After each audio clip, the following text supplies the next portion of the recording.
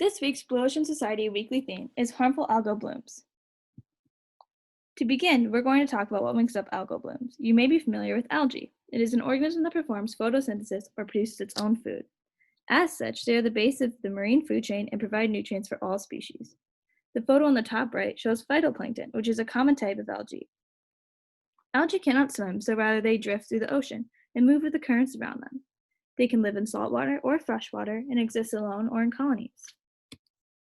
Did you know that seaweed is not a plant? It's actually made up of macroalgae. It is difficult to picture such a small organism becoming so populated you can't see through the water. But if conditions are right, algae populations will grow rapidly. Algae have photosynthetic pigment that control a color. You may be familiar with red tide, as seen in the top right-hand corner, which is made of red algae, but some may be brown or green. When algae populations are high, oxygen gets depleted quickly by decaying organisms, which makes the water uninhabitable for many species. These algal blooms produce a variety of toxins, which we will talk more about later. Harmful algal blooms are occurring more often than ever seen in the past. Conditions like an increase in temperature and nutrients cause algal blooms to grow.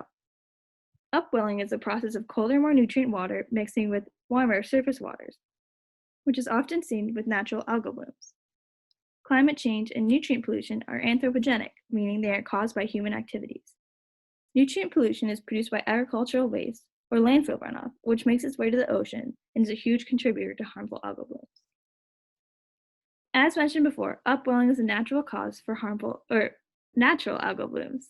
In a balanced ecosystem, algae provide food for many marine organisms, including whales, dolphins, shrimp, and jellyfish. Antarctica, for example, is home to algae that live in extreme conditions, also known as extremophile algae. They live in ice all winter, and when the ice melts each summer, there is much more algae in the ocean water, causing a bloom. These blooms support entire ecosystems, and the algae is so prevalent it can be seen from space in this satellite photo. So why are algal blooms so harmful? Harmful algal blooms are when algae grow out of control and infect entire ecosystems and economies. Local fisheries that rely on fishing for their income are devastated by harmful algal blooms because the seafood in the area becomes inedible. Some can be seen from satellites, which clearly show the discolored water. Others are not visible, which is why they are closely monitored to ensure everyone's safety, since a variety of toxins are produced which can be harmful to marine organisms and the humans that consume them. It is unknown to scientists why algae produce toxins. Some think it may be to keep competing predators away. Regardless of the reason, these toxins can be deadly. Some toxins produced by algae are called neurotoxins, which cause diseases like paralytic shellfish poisoning. Diseases like these are why it is important to track harmful algal blooms. Biomagnification occurs with these toxins, which increase at each level of the food chain. And as you go up the food chain, the levels of toxins are much higher.